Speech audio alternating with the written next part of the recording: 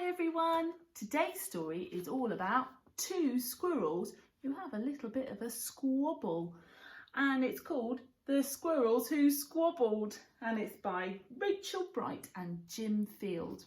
Let's have a listen. In a towering forest where summer had been, the cool air bit fresh and the mosses grew green. And as autumn edged in and the sky raged red, the sleepiest creatures got ready for bed. While up in a tree swung a flighty young squirrel who everyone knew as spontaneous Cyril. There he is. Now, most foresty folk had seen to their needs through the plentiful months of mushrooms and seeds. They built up their stores so that they'd be well fed through the frosting of winter that glittered ahead. But Cyril, he lived in the now and the here. He'd adventured and partied his way through the year. So his cupboard was empty, his hollow was bare, and he hadn't a mouthful of food anywhere. Oh dear. But wait, what was that? Over there, take a look. A single lone pine cone wedged in a nook. He squealed with delight, and for very good reason, for inside were the very last nuts of the season. Lucky Cyril. But Cyril wasn't alone. There were more hungry eyes. Yes, plan ahead Bruce had his sights on the prize. Though he'd gathered a mountain of bounty, hard-fought Bruce was convinced he was one pine cone short. I simply must have it, he wistfully cried, as he dreamt of the fresh, juicy pine nuts inside. Look at all those nuts that Bruce has got. So, as Cyril set off on his way to the ground, Bruce, he was also last pine cone bound.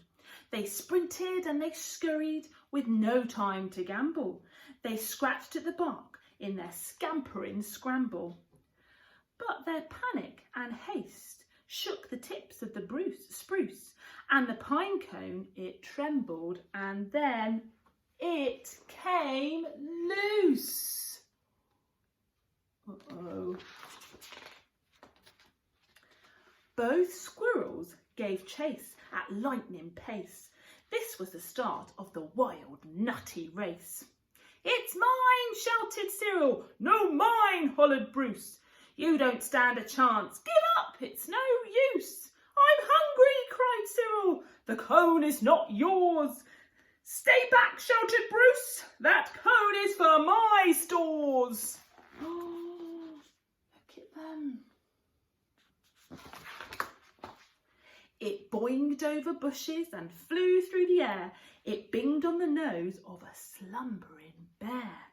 It bounced over boulders and then came to a stop. Then tittered and wobbled and quivered and plop! Both squirrels followed. Oh, the water was fast. Would they learn that they needed each other at last? But each was intent on how he could win, so they didn't quite notice a bird sweeping in. Cyril and Bruce, they watched in dismay as their cone disappeared up, up, up and away.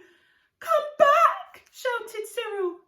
"There are nuts!" exclaimed Bruce. But all hope was gone. It was simply no use. And meanwhile they drifted right up to the ledge. Greed, it was driving them over the edge.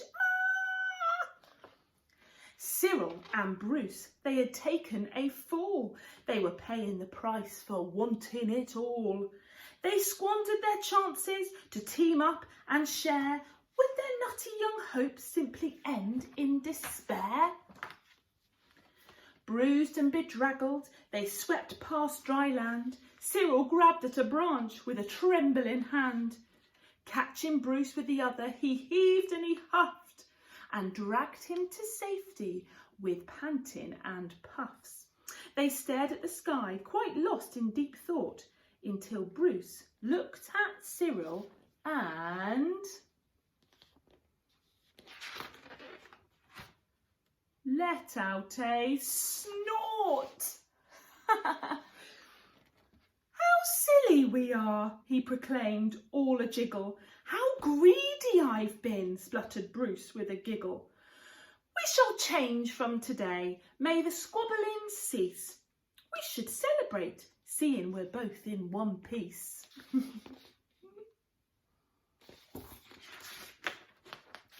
From that day and forward, they made a great pair.